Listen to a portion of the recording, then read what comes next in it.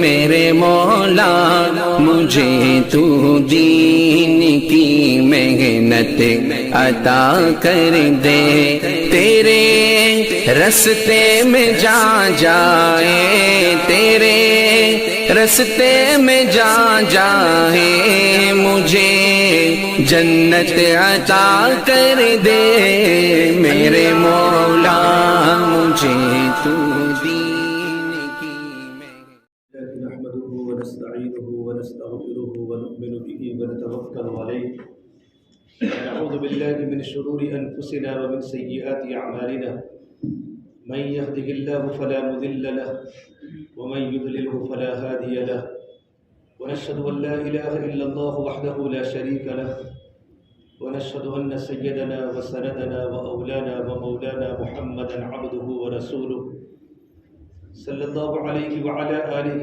وأصحابہ وسلم تسلیما کثیرا کثیرا، اما بعد فاعوذ باللہ من الشیطان الرجیم، بسم اللہ الرحمن الرحیم، وما خلقت الجن والانس الا ليعبدون ما اريد منهم من رزق وما اريد ان يطعمون ان اللہ هو الرزاق ذو القوة المتین۔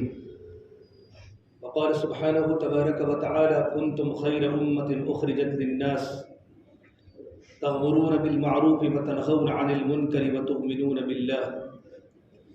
وقال النبي صلى الله تبارك وتعالى عليه وسلم إن هذا الخير خزائن ولتلك الخزائن مفاتيح فطوبى لعبد جعله الله مفتاحا للخير مغلاقا للشر وويل لعبد جعله الله مغلاقا للخير ومفتاحا للشر او كما قال النبي صلی اللہ تبارک وتعالی علیہ وسلم۔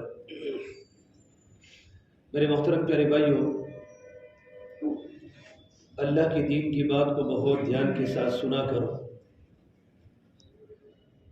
اس لیے کہ اللہ کے دین کی بات کو دھیان کے ساتھ سننا یہ کانوں کا وظیفہ ہے اور ایک کانوں کی عبادت ہے، اور دل سے بات کا قبول کرنا یہ دلوں کی عبادت ہے۔ آپ صلی اللہ تبارک و تعالیٰ علیہ وسلم کے صحابہ دل کے کانوں کے ساتھ اللہ کے دین کی بات سنتے تھے، اور بات جب دل میں اترتی تھی تو دل میں اطاعت کے ساتھ قبول کرتے تھے۔ صحابہ کرام کی صفت تھی کہ صحابہ اطاعت کے ساتھ بات سنتے تھے، سمینا و اطعنا، کہ اللہ کے دین کی بات کا سننا اطاعت کے ساتھ ہو۔ منافقین بات تو سنتے تھے لیکن اطاعت نہیں کرتے تھے، سمیعنا و عصینا، کہ دین کی بات کے سننے کے بعد ان کی نافرمانی بڑھتی تھی۔ اور جب اللہ کے نبی صلی اللہ تبارک و تعالیٰ علیہ وسلم جب اللہ تبارک و تعالیٰ کے کوئی وعدے بتاتے تھے تو منافقین کہتے تھے ما وعدنا اللہ ورسولہ الا غرورا، اللہ کا وعدہ بھی دھوکہ ہے، اللہ کے رسول کا وعدہ بھی دھوکہ ہے، اس کی حقیقت نہیں ہے۔ اس لیے ہمارے دعوت کے کام میں جو بنیادی چیز جو ہے وہ یقین ہے، کہ اللہ کے دین کی بات کو یقین کے ساتھ سنی جاوے، یقین کے ساتھ بولی جاوے۔ جو آدمی اچھی طرح سنے گا تو اچھی طرح سنائے گا، جو آدمی اچھی طرح سمجھے گا وہ اچھی طرح سمجھائے گا۔ حضرت ایسا فرمایا کرتے تھے کہ جو آدمی جتنا دین کے کام سے متاثر ہوگا اتنا دوسروں کو متاثر کر سکے گا۔ انسان کی فکر انسان کو چلاتی ہے۔ دعوت کام میں سب سے بڑی بنیادی چیز جو ہوتی ہے وہ فکر ہے۔ ہماری فکر میں نیکی آ جائے، ہماری فکریں صحیح ہو جائے تاکہ اللہ تبارک و تعالیٰ ہم سے راضی ہو جائے۔ حضرت عمر فاروق نے اپنے بیٹے عبداللہ بن عمر کو نصیحت فرمائی، عبداللہ ہر عمل کے پیچھے نیت ضروری ہے، جس عمل کی کوئی نیت نہیں اس عمل کا کوئی اعتبار نہیں، اور جو نعمت اور جو عمل اللہ تبارک و تعالیٰ کی رضا کے لیے نہیں وہ عمل بھی اللہ تعالیٰ کی بارگاہ میں قبول نہیں۔ کہ عمل میں نیت کا صحیح ہونا بھی ضروری ہے اور عمل میں اخلاص کا ہونا بھی ضروری ہے۔ اعملوا فسيرى الله عملكم، کہ تم عمل کرو، اللہ تبارک و تعالیٰ تمہارے عملوں کو دیکھ رہا ہے کہ تمہاری عمل کی نیت کیا ہے۔ یہ سب سے بڑی بنیادی چیز ہوتی ہے ہماری نیت صحیح ہو، ہمارا سننا صحیح نیتوں کے ساتھ ہو۔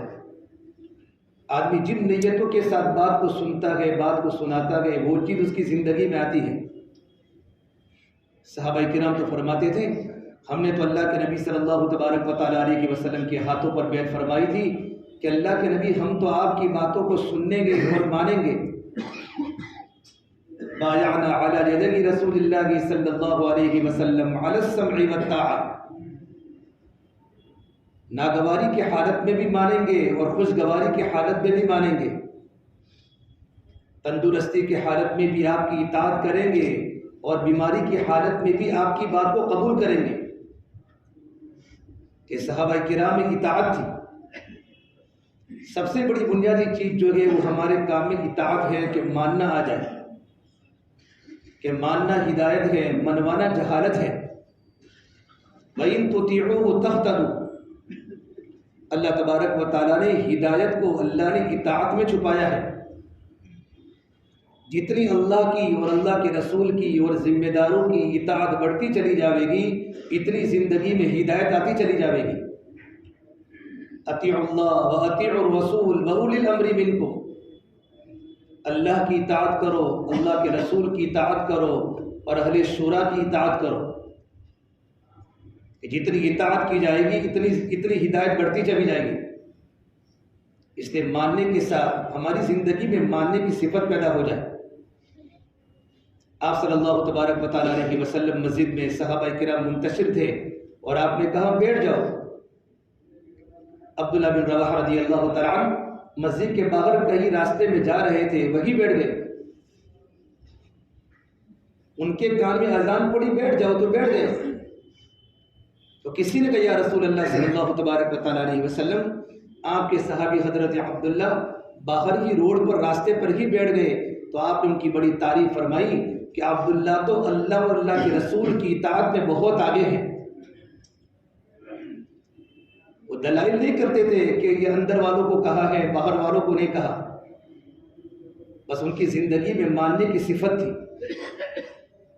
اس اللہ کے نبی صلی اللہ تبارک و تعالیٰ علیہ وسلم کے ذریعے اللہ نے قرآن کریم میں کہا نبی جی میرے ان بندوں کو خوشخبری سناؤ جو دین کی بات کو دل کے کانوں کے ساتھ سنتے ہیں۔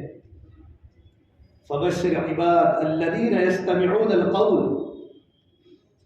کہ ان بندوں کو خوشخبری سناؤ، بشارت دو، جنت کی خوشخبری سناؤ، جنت کی بشارت دو، جو دین کی بات کو دل کے کانوں کے ساتھ سنتے ہیں اور ان کا سننا عمل کی نیت کے ساتھ ہے۔ الذین یستمعون القول فیتبعون احسنہ، کہ اللہ کے دین کی بات کو سننے کے بعد جو بات سنی گئی اس کو احسن طریقے پر ان بات کو اپنی زندگی میں لاتے ہیں، عمل کی اچھی شکل بناتے ہیں۔ عمل کی اچھی شکل، نماز کی اچھی شکل، زندگی کی اچھی شکل، دعوت کی اچھی شکل، عبادت کی اچھی شکل بنا کر اپنی زندگیوں کو اس پر چسپا کرتے ہیں، اپنی زندگیوں کو لگاتے ہیں۔ اللہ نے ان دونوں کے بارے میں فرمایا یہ وہ مجمع ہے جن کو اللہ نے ہدایت دی، یہ ہدایت یافتہ مجمع ہے طلب والوں کا۔ طالبین ہمیشہ آگے بڑھتے ہیں اور طالبین کبھی محروم نہیں ہوتے، اور طلب کی ضرورت نئیوں کو بھی ہے پرانوں کو بھی ہے، کہ جس کے دل میں طلب ہوگی اللہ اس کے دل کو کھولے گا۔ واللہ یہدی الیہ من ینیب، کہ جن کے دل میں اطاعت ہوگی، جن کے دل میں رجوع ہوگا، اللہ تعالیٰ ان کے دلوں کی راہوں کو کھولے گا۔ کہ دل جو کھلتے ہیں وہ اندر کی طلب کی بنیاد پر کھلتے ہیں۔ واللہ یہدی الیہ من اناب، واللہ یہدی الیہ من ینیب ومن یؤمن باللہ یہدی قلبہ۔ جب انسان کی زندگی میں طلب آ جاتی ہے، طلب اور انابت آ جاتی ہے، اللہ اس کے دلوں کو کھول دیتا ہے اور دل کی زمین نرم بن جاتی ہے۔ جب دل کی زمین نرم بن جاتی ہے تو اللہ تبارک و تعالیٰ کی باتیں دلوں میں اترتی ہیں۔ جب زمین نرم ہو جاتی ہے زمین، تو کسان جو بھی زمین میں ڈالتا ہے وہ زمین اگاتی ہے۔ کہ بنجر زمین میں اور سخت زمین میں کچھ نہیں ہوتا، اتنی ہی موسلادھار بارش برس جاوے، زمین جب نرم ہو جاتی ہے تو چھوٹے چھوٹے پانی کے قطرے بھی زمین کے اندر جانے کے بعد زمین سے سبزیاں نکلتی ہیں۔ دلوں کو نرم بنانے والی چیز دلوں کی طلب ہے۔ ایک مرتبہ حضرت علی رضی اللہ تعالیٰ عنہ اور صدیق اکبر رضی اللہ تعالیٰ عنہ دونوں طواف کرتے ہوئے باہر نکلے تو ایک انسان کو دیکھا کہ کعبۃ اللہ میں داخل ہو رہا ہے مطاف میں، اور اس نے اپنی ماں کو اپنے کندھے پر اٹھایا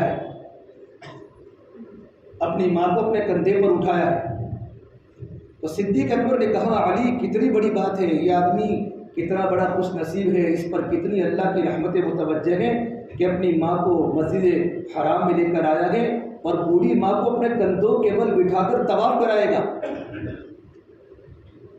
چلو علی ان کے پاس جا کر اللہ کی دعا کراتے ہیں کہ اللہ تعالیٰ اس کی برکت سے ہمیں بھی قبول کرے، اتنی بڑی زندگی کے بعد بھی طلب ہے۔ حالانکہ میرے نبی نے فرمایا تمام فرشتوں کے بعد، تمام نبیوں کے بعد دنیا کی تمام انسان میں سب سے افضل ایمان صدیق اکبر کا ہے۔ اتنے مقام پر ہونے کے باوجود طلب نہیں کرتی کہ چھوٹا بن کی زندگی گزارنے کا شوق ہوتا ہے کہ موت تک دین میں طلب کا ہونا ضروری ہے۔ میرا نبی نے فرمایا میں ایک ایسے انسان کو جانتا ہوں کہ جنت کے 8 دروازے اس کو بلائیں گے، جنت کے 8 دروازے سے پکار آئے گی ہمارے اندر آ جاؤ۔ تو سلمان فارسی نے پوچھا اللہ کے نبی وہ انسان تو بڑا قیمتی ہوگا کہ جنت کے 8 دروازوں سے اس کی پکار ہوگی آ جاؤ، تو آپ نے فرمایا وہ ابو قحافہ کا بیٹا ابو بکر ہے کہ جنت کے 8 دروازوں سے ابو بکر کو بلایا جائے گا۔ پھر میرے نبی نے فرمایا ابو بکر کو جنت میں انٹری جو ہوگی وہ ان کے عمل کی بنیاد پر نہیں ہوگی، ان کے ایمان کی بنیاد پر ہوگی، کہ ان کا ایمان اللہ کی ذات پر بڑا مضبوط ہے۔ اللہ کے نبی صلی اللہ تبارک و تعالیٰ علیہ وسلم صدیق اکبر سے 2 سال بڑے تھے اور صدیق اکبر 2 سال چھوٹے تھے، اور صدیق اکبر رضی اللہ عنہ نے زمانے جاہلیت میں ملک شام میں تجارت کا سفر کیا، بیپار کا۔ ملک شام میں جانے کے بعد وہاں خواب دیکھا، خواب کی تعبیر وہاں کے عالم سے پوچھی، راہب سے، کہ خواب کی تعبیر کیا ہے؟ عیسائی عالم نے پوچھا مسبوق آپ کا نام کیا؟ کہ میرا نام ابو بکر ہے۔ ابو بکر کیا یوں شغل تمہارا کاروبار کیا ہے؟ کہ میں تاجر ہوں۔ کہ میں نہیں، تم کہاں سے ہو؟ کہ میں مکہ المکرمہ سے ہوں۔ کہ تمہارے خواب کی تعبیر یہ ہے کہ تمہاری قوم ایک نبی پیدا ہوگا جس کا نام محمد ہوگا صلی اللہ علیہ وسلم، انت تکون وزیرہ فی حیاتہ وتکون خلیفتہ بعد مماتہ، آپ ان کی زندگی میں ان کے وزیر بنو گے اور اس نبی کے دنیا سے پردہ فرمانے کے بعد آپ ان کے خلیفہ بنو گے۔ یہ خواب کی تعبیر عیسائی عالم، اس وقت عیسائی مذہب حق پر تھا، اس عالم نے سنائی، اور صدیق فرماتے ہیں میں نے خواب کی تعبیر کسی کو نہیں بتائی، لم اخبر احد من الناس، میں نے خواب کی تعبیر کسی کو نہیں بتائی، یہاں تک کہ اللہ کے نبی صلی اللہ تبارک و تعالیٰ علیہ وسلم نے 40 سال میں نبوت کا اعلان کیا، ادعا النبوہ، کہ میں اللہ کا نبی ہوں۔ حالانکہ آپ کی نبوت تو پہلے سے تھی، ابھی آدم علیہ السلام کا پتلا بھی نہیں بنا تھا، اور میرے اللہ نے محمد عربی صلی اللہ تبارک و تعالیٰ علیہ وسلم کو نبوت سے سرفراز فرمایا تھا۔ حضرت شیخ نے فضائل اعمال میں لکھا ہے کہ اللہ تبارک و تعالیٰ نے سورہ یاسین کو اور سورہ طہ کو پوری کائنات کے پیدا کرنے کے 1000 سال پہلے آپ نے 2 سورتوں کی تلاوت فرمائی، سورہ یاسین کی تلاوت فرمائی، سورہ طہ کی تلاوت فرمائی۔ یاسین والقرآن الحکیم انک لمن المرسلین، او میرے محبوب قرآن کی عظمتوں کی قسم تو میرا رسول ہے، انک لمن المرسلین، تو میرا رسول ہے۔ اللہ کے نبی صلی اللہ تبارک و تعالیٰ علیہ وسلم کی نبوت کو زمین و آسمان کے پیدا کرنے کے 1000 سال پہلے اللہ نے سورہ یاسین میں آپ سے خطاب کیا ہے، لیکن 40 سال میں آپ نے نبوت کا اعلان کیا کہ میں اللہ کا نبی ہوں۔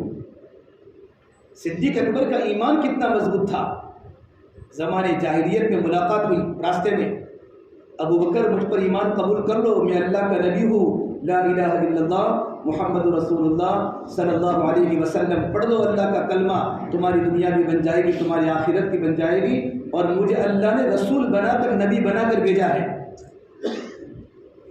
تو وہ صدیق نے فرمایا تمہارے نبوت کی دلیل کیا ہے؟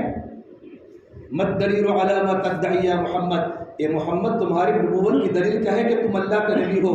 فوراً فرمایا میرے نبی نے ابو بکر صدیق کو فرمایا رؤیا التی رأیتها بالشام یا ابا بکر، میرے نبوت کی دلیل تیرا وہ خواب ہے جو تو نے ملک شام میں دیکھا تھا اور تو نے کسی کو نہیں بتایا تھا۔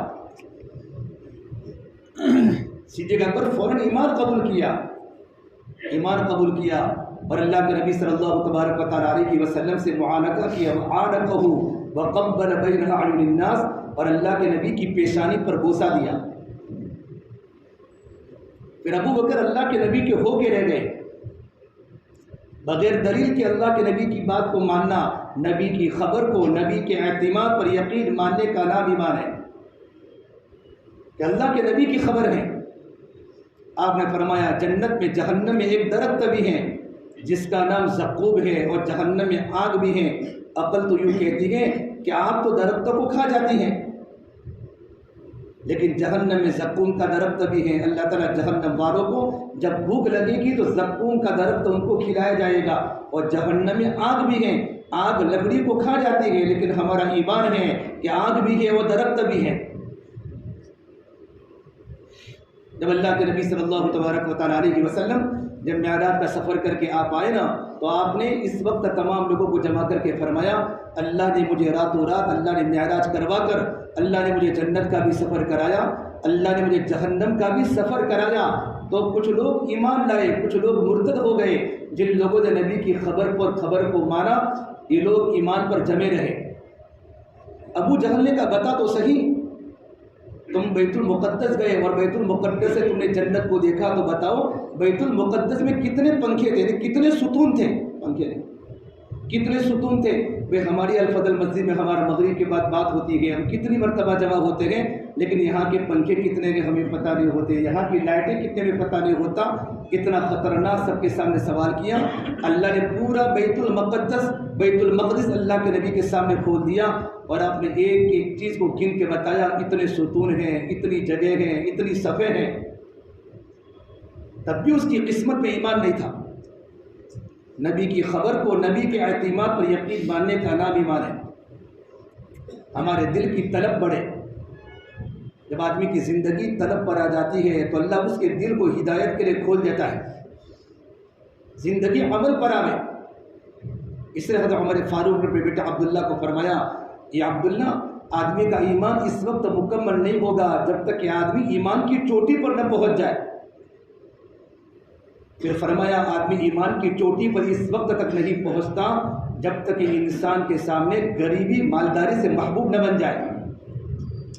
ایمان کی چوٹی کہ غریبی مالداری سے محبوب نہ ہو جائے، اور اس کا چھوٹا بننا بڑے بننے سے محبوب نہ ہو جائے، اور اس کی تعریف اور اس کی برائی اس کے سامنے برابر سرابر ہو جائے۔ تو ان کے بیٹے حضرت عبداللہ نے کہا حضرت اس کی وضاحت فرما دیجئے، مجھے بات سمجھ میں نہیں آئی۔ فرمایا حلال روزی کی فقیری حرام روزی کی مالداری سے محبوب ہے، کہ حلال روزی کی غربت، حلال روزی کی چٹنی کہ حرام مال کی بریانی سے محبوب ہے۔ پھر فرمایا دین کی محنت کرتے کرتے چھوٹا بن جانا دنیا کی محنت کرتے کرتے بڑا بن جانے سے محبوب ہے۔ یہ صحابہ کی نصیحتیں ہیں۔ باپ اپنے بیٹے کو یہ نصیحت فرماتے تھے، بیٹا زندگی اس طریقے روزانہ فرمایا عبداللہ اللہ سے ڈرنا، جب تم اللہ سے ڈرو گے تمہاری زندگی میں ایمان اور تقوی آ جائے گا، اللہ بڑے بڑے فتنوں سے تم کو بچائے گا۔ اے میرے بیٹے عبداللہ تم اللہ سے ڈرنا، اللہ بڑے بڑے فتنے سے بچائے گا۔ ہر بات میں اللہ پر بھروسہ کرنا، ہر بات میں اللہ پر بھروسہ کرنا، اللہ تمہارے لیے کافی ہو جائے گا۔ میرے بیٹے عبداللہ اللہ کی ہر نعمت پر شکر گزاری کرنا، اللہ پاک تمہاری نعمت کو بڑھائے گا۔ پھر کہا بیٹا عبداللہ زندگی میں چھوٹا بن کے زندگی گزارنا، اللہ کی نگاہ میں بھی بڑے بنو گے، اور مخلوق کی نگاہ کے اندر بھی اللہ تعالیٰ محبت ڈالے گا۔ یہ باپ اپنے بیٹے کو نصیحتیں کر رہا ہے، یہ ساری کی ساری ایمانی باتیں ہیں، ایمانی مذاکرے ہیں۔ ایمانی باتیں، ایمانی مذاکرے، چونکہ بنیادی چیز میرے بھائی اندر کا یقین ہے، اندر کا یقین۔ لقمان حکیم اور بیٹے کو نصیحت فرمائی، میرے پیارے بیٹے، ہر عمل میں یقین کو پیدا کرنا، اس عمل سے یقین رخصت ہو جاتا ہے، وہ عمل سست بن جاتا ہے۔ عمل کی حقیقت پیدا نہیں ہوگی بغیر یقین کے۔ عمل میں احتساب اور عمل میں اجر و ثواب کی امید اور عمل پر اخلاص بغیر یقین کا حاصل نہیں ہوگا۔ حضرت مولانا صاحب فرمایا کرتے تھے، اعمال میں ریا داخل ہو جائے گا یقین کی کمزوری کی وجہ سے۔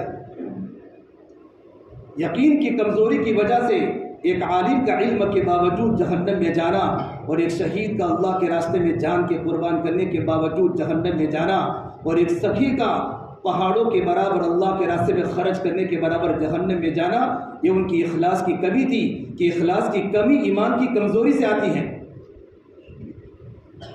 کہ ایمان کی کمزوری اعمال میں ریا کو داخل کرتی ہے۔ میرے نبی نے فرمایا، ایمان کا نام اخلاص ہے، ہر عمل میں اخلاص پیدا کرنا۔ آپ صلی اللہ تبارک و تعالیٰ علیہ وسلم جب معاذ بن جبل کو آپ یمن بھیج رہے تھے نا، تو آپ نے معاذ بن جبل کو بہت ساری باتیں، اس میں ایک بات فرمائی، معاذ ہر عمل میں اخلاص کو پیدا کرنا کہ رب العالمین تمہارے عمل سے راضی ہو جائے، چونکہ اللہ تبارک و تعالیٰ ہمارے عملوں کو دیکھ رہے ہیں۔ یا بنی انہا ان تک مثقال حبۃ من خردل فتکن فی صخرہ او فی السماوات او فی الارض یأتی بہا اللہ۔ اے میرے پیارے بیٹے، اگر تو رائے کی دانے کے برابر، لقمان حکیم علیہ السلام کے اپنے بیٹے کو نصیحت قرآن میں اللہ نے بیان کی ہے، اے میرے پیارے بیٹے، اگر تو رائے کے دانے کے برابر نیکی کرے یا رائے کے دانے کے برابر گناہ کرے، پہاڑوں کی چٹانوں پر کرے یا آسمان کے کناروں پر کرے یا زمین کے تہ خانوں میں کرے، اللہ اس کو امت کے سامنے ظاہر کرے گا۔ یأتی بہا اللہ، راتوں کا تمہارا تنہائیوں میں رونا اللہ امت کے سامنے کھولے گا۔ راتوں کی سردی کے موسم میں نرم نرم رضائیوں کو چھوڑ کر مصلی بچھا کر اللہ کے سامنے گڑ گڑا کر آنکھوں میں آنسو بہانا، یہ اللہ امت کے سامنے کھولے گا۔ تمہاری دین کی فکر اللہ امت کے سامنے کھولے گا، اور خلوتوں کی گندگیاں بھی اللہ امت کے سامنے کھولے گا۔ ان اللہ لطیف خبیر، یہ اللہ کی صفت ہے، اللہ تعالیٰ بڑی باریک باریک چیزوں کو دیکھتا ہے، اور اللہ تعالیٰ کی ذات بڑی باخبر ہے۔ اللہ کا ہر دم استحضار زندگی میں آ جائے کہ میرا اللہ مجھے دیکھ رہا ہے۔ ہر عمل میں ہماری یہ نیت ہو، ہمارا ہر عمل ذکر والا بنے، ہر عمل میں اللہ کا دھیان پیدا ہو جائے کہ میرا اللہ مجھے دیکھ رہا ہے، بلکہ یہ نیت پیدا ہو ہر عمل کرتے وقت کہ میں اللہ کو دیکھ رہا ہوں، جن کو صفت احسان کہا جاتا ہے، کہ میں اللہ تبارک و تعالیٰ کو دیکھ رہا ہوں۔ قرآن کی تلاوت کرتے، اللہ کا ذکر کرتے، تجارت کرتے، ملازمت کرتے کہ میں اللہ کو دیکھ رہا ہوں۔ اگر یہ کیفیت نہ بنے، یہ کیفیت اور محنت کر کے ضرور بنانی ہے کہ پروردگار عالم میرے اعمال سے مکمل، میرے اعمال سے باخبر ہے۔ الم یعلم بان اللہ یری، کیا تجھے پتہ نہیں اللہ تبارک و تعالیٰ برابر دیکھ رہا ہے؟ اللہ تبارک و تعالیٰ کی ذات بڑی باخبر ہے۔ ان ربک لبالمرصاد، آپ کا پروردگار اپنے بندوں کو گھات لگا کر دیکھ رہا ہے۔ مرصاد بولتے ہیں عربی میں اس شکاری جب اس شکار کو کرتا ہے تو شکار کرتے وقت اس کی پلک بھی نہیں جھپکتی، اس کیفیت کو عربی میں مرصاد کہا جاتا ہے۔ میرا اللہ اپنے بندوں کو اس سے بھی زیادہ تاک لگا کر دیکھ رہا ہے۔ یہ ہمارے دلوں کا یقین بن جائے، میرے عمل پر اللہ کا پہرا ہے۔ آپ صلی اللہ تبارک و تعالیٰ علیہ وسلم ایک مرتبہ آپ کے گھر میں بہت کھانے کا فاقہ آیا، کھانے کا فاقہ حضور پر بہت آتا تھا۔ ایک بار کھانے کا فاقہ آیا، مسلم شریف کی روایت ہے، آپ اپنی بیویوں کے پاس گئے۔ مدینہ میں 9 بیویاں تھیں، مدینہ میں 9 ازواج مطہرات 9 بیویوں کے پاس گئے، لیکن گھر میں کچھ نہیں ملا۔ پھر اللہ کے نبی صلی اللہ تبارک وسلم اپنی بیٹی فاطمہ کے گھر پر گئے تو کہا ابا جان میرے گھر میں بھی کچھ نہیں ہے، میرے گھر میں ایک روٹی کا ٹکڑا نہیں ہے۔ اللہ کے نبی چلے گئے واپس مسجد نبوی میں۔ تھوڑی دیر کے بعد فاطمہ کے گھر پر ایک پڑوسن نے ہدیہ بھیجا، 2 روٹیاں اور ایک پیالے میں سالن بھیجا۔ تو فاطمہ فرماتی ہے میں نے ارادہ کیا کہ میں بھی بھوکی ہوں، میرے دونوں بیٹے حسن حسین بھی بھوکے ہیں، لیکن میں کھانا اپنے ابا کی سوا کسی کو نہیں کھلاؤں گی۔ میں نہ خود کھاؤں گی نہ اپنے بیٹے کو کھلاؤں گی۔ جب حسین کو کہا بیٹا حضور کو بلا کیا وہ نانا جان کو، اللہ کے نبی صلی اللہ تبارک و تعالیٰ علیہ وسلم گھر پر تشریف لائے تو کہا بیٹا کیا ہوا کہ ابا جان اللہ نے کھانا دے دیا ہے، اور اللہ کے نبی کے سامنے پیالہ پیش کیا۔ جیسے آپ نے پیالہ کھولا تو پیالے میں سادہ روٹی ابھر رہی تھی، اللہ کی طرف سے نعمتیں بڑھ رہی تھی۔ آپ نے کہا بیٹا یہ کہاں سے آیا؟ تو کہا اللہ نے دیا، ان اللہ یرزق من یشاء بغیر حساب، میرا اللہ تو وہ ہے جو اپنے بندوں کو بغیر حساب کی روزی دیتا ہے۔ اس طرح حضور نے اپنی بیٹی کے سر پر ہاتھ پھیر کے فرمایا میری بیٹی مبارک ہو۔ بنی اسرائیل کی سردار، عورتوں کی سردار مریم علیہ السلام کو زکریا علیہ السلام نے پوچھا، جب زکریا علیہ السلام جب اللہ کے دین کی محنت سے فارغ ہونے کے بعد اپنے کمرے میں داخل ہوئے تو دیکھا مریم علیہ السلام بغیر موسم کے پھل کھا رہی ہیں، تو فوراً پوچھا کلما دخل علیہا زکریا المحراب وجد عندها رزقا قال یا مریم انا لکی ھذا، یہ بیٹے مریم یہ پھل کہاں سے کھاتی ہے؟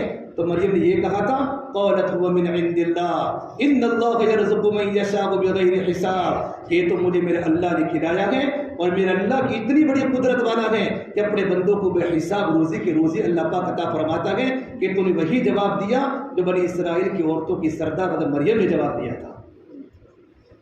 پھر کہا میری بیٹی تجھے جنت مبارک ہو، تجھے جنت مبارک ہو۔ پھر آپ نے کہا بیٹا کھانے میں اللہ نے برکت دی ہے، چونکہ کھانا اللہ نے دیا ہے، حسن کو بھی بلاؤ، حسین کو بھی بلاؤ، حضرت علی کو بلاؤ۔ سب نے کھانا تناول فرمایا اور بنو ہاشم کے 40 لوگوں نے بھی کھانا کھایا، تبھی کھانا اپنی جگہ پر چوکا تو باقی رہا، یقین کی برکات تھے۔ اللہ کے نبی نے اپنی بیٹی کو اللہ سے لینے کا طریقہ سکھایا تھا، ہر عمل میں اللہ تبارک و تعالیٰ کی ذات پر یقین ہو جائے کہ سب کچھ دینے والا اللہ ہے۔ ام شریک دوسیہ بڑی صحابیہ ہیں، مکہ المکرمہ سے ہجرت کر کے مدینہ منورہ جا رہی ہیں تو ساتھ میں ایک یہودی گھرانہ ساتھ میں ہو چکا سفر میں، اور یہودی گھرانہ نے سوچا کہ ام شریک کے پاس پانی نہیں ہے، اور ام شریک دوسیہ مکہ المکرمہ کی صحابیہ ہیں، مدینہ منورہ اللہ کے دین کی نسبت پر اپنے وطن کو چھوڑ کے جا رہی ہیں، روزے کی حالت میں تھی۔ تو یہودی نے اپنی بیوی کو یوں کہا خبردار تو نے ایک پانی کا گھونٹ ام شریک کو دیا ہے تو ورنہ تیری جان کا خطرہ ہو جائے گا۔ ام شریک نے اللہ کو کہا اللہ میں روزے کی حالت میں ہوں، مقام منصرف پر ہوں اور مغرب کا وقت ہو چکا، اللہ تو مجھے پانی پلا دے۔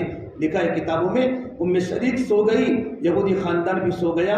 جب رات کو اٹھی تو ان کے سینے پر پانی کا ڈول بھرا ہوا پڑا تھا اور تھیلا بھی پڑا ہوا تھا، اور ام ایمن کے لیے تو آسمان سے ڈول اترا تھا۔ جو پانی سے فارغ ہو چکی تو یہودی خاندان کو اٹھایا، چلو صبح اندھیرے میں سفر کر لے۔ تو یہودی نے کہا یہ تو اس طرح بولتی جیسے اس نے پانی پی لیا ہو۔ تو کہا میں نے پانی تو پیا گیا لیکن پانی تیری بیوی نے نہیں پلایا، پانی مجھے میرے اللہ نے پلایا ہے۔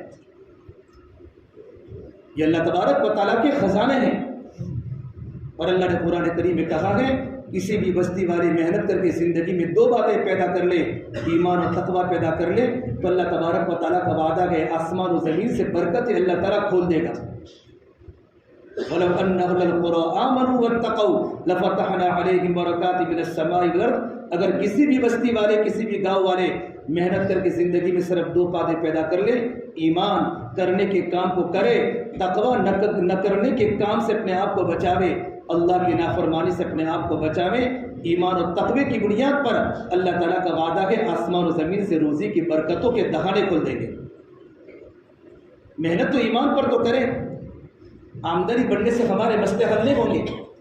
کہتے ہیں ہماری آمدنی بڑھ جاوے، ہماری سیلری بڑھ جاوے، تو سیلری بڑھنے سے مسائل حل نہیں ہوتے۔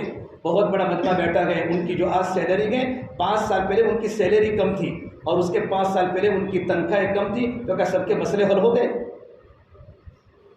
مسئلے پیسوں سے حل نہیں ہوتے، مسئلے تو ایمان اور عمل سے حل ہوتے ہیں۔ اللہ پاک فرمائے میرے بندو جب تم میرے فرما بردار بندے بنتے ہو تو میں راضی ہو جاتا ہوں، فرضیت بارکت، جب میں راضی ہو جاتا ہوں تو میں برکتیں اتارتا ہوں۔ ولیست برکتی النہایا، اور میرے برکت کی کوئی انتہا نہیں ہوتی۔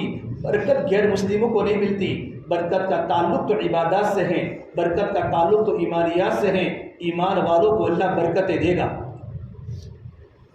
جب تم میرے نافرمان بندے ہو جاتے ہو تو میرا غصہ وجود میں آتا ہے. وَإِذَا غَضِبْتُ لَعَنْتُ، جب میرا غصہ وجود میں آتا تو میں لعنتیں برساتا ہوں. وَإِنَّ اللَّعْنَةَ مِنِّي لَتَبْلُغُ سَبْعَ مِنَ الْوُلْدِ، اور میری لعنت تمہاری 7 پشتوں تک چلی جاتی ہے. کہ دادا کے کبیرہ گناہ آنے والی نسلوں کو پریشان کرتا ہے. جس طرح نسلوں کی نیکی بچوں کو کام آتی ہے نا، یہ 15 پارے میں پورا قصہ بتایا ہے جو یتیم بچوں کا. یتیمین فی المدینہ وکان تحتہ کنز لہما وکان ابوہما صالحا، یہ جو ان کا باپ جو نیک تھا، ان کے باپ کی نیکی کی بنیاد پر یتیم بچوں کے خزانے کو اللہ نے بچایا. علماء نے لکھا ہے یہ ان کا سگا باپ نہیں تھا بلکہ ان کا پردادا تھا. کہ دادا کی نیکی کے اثرات اولاد پر منتقل ہوتے ہیں، اس طریقے پر ہمارے گناہوں کے اثرات بھی ہماری اولادوں پر منتقل ہوتے ہیں. ایمان و تقوی والی میری اور آپ کی زندگی بن جائے. بس میرا اللہ مجھے دیکھ رہا ہے. ایک صحابی فرماتے ہیں میں جب معاذ بن جبل کی ملاقات میں گیا، مدینہ منورہ کے بہت بڑے عالم، میرے نبی نے فرمایا میری امت میں سب سے زیادہ حلال و حرام کو جاننے والے معاذ بن جبل ہیں. اعلمهم بالحلال والحرام معاذ بن جبل، ان کا اتنا بڑا مقام. اور سرکار مدینہ نے فرمایا یہ معاذ اللہ کی قسم میں تجھ سے بڑی محبت کرتا ہوں. دیکھا تو وہ رو رہے سسکیاں لے کر. پوچھا کیوں روتے ہو؟ کہ موت کا وقت اس لیے کہ میں موت سے نہیں گھبراتا ہوں کہ مجھے مرنا ہے، اور دنیا کی چیزوں کے چھوڑنے سے میں نہیں روتا ہوں. میں اس لیے روتا ہوں کہ میں نے اللہ کے نبی صلی اللہ تبارک و تعالیٰ علیہ وسلم کی زبان پر یہ بات سنی ہے.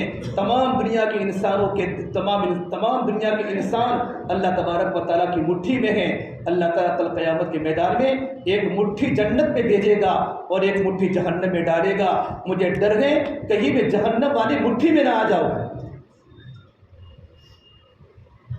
جب اللہ کا خوف پیدا ہو جاتا ہے نا تو آدمی نیکی کرتے کرتے بھی اللہ سے ڈرتا ہے، اور اللہ کے راستے میں وقت لگاتے لگاتے بھی اللہ سے ڈرتا ہے.